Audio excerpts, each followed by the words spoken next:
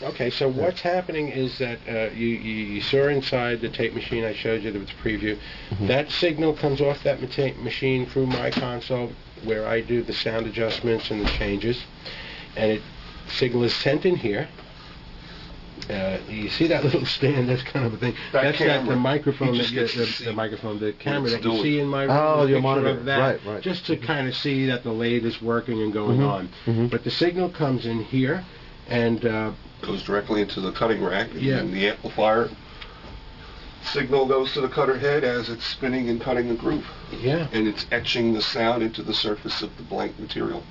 The way to think of the record is that the grooves on a record are like a speaker. If you look at a speaker with music playing, and you see soft, nice, pretty music, you don't see much movement in the speaker. If it's heavy stuff, you can actually see the speaker moving around. It's rattling around. Right. And the grooves are the same way. With this. If the music is loud, the grooves have to move a lot. I see. There's translate the same way as a speaker. So if they move a lot, you got to have more space between them so they don't cut into each other. Okay, grooves that cut into each other like railroad tracks. Railroad tracks cross, the train falls off the track. Groove cuts into each other, the needle falls off out of the groove. Are you admitting to something? So you got louder music, more movement of groove, you need more space. So then it's going to be harder to get the loud level in, because you only have this given space to work with. You know what I mean? So say you have a really loud, bassy record.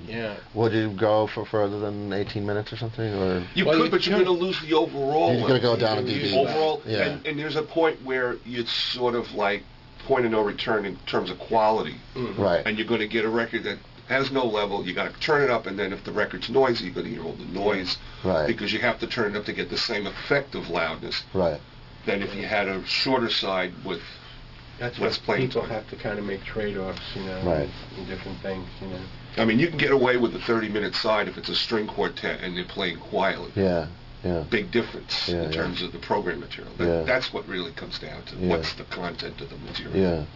Okay. And then also, you know, at that point, let's say the 18 minutes, and you say, well, it's got to be, let's say we're talking about a level of 0, which is here, and the bass is very strong.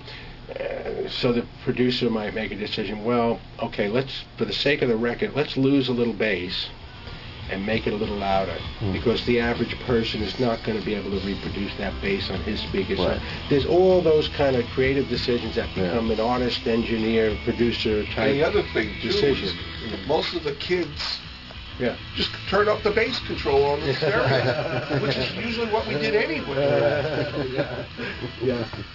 But you always, you know, when you have these questions, you always kind of relate to the real world, but at the same time, you have to set a standard for yourself. And the standard always has to be as high as it could possibly be.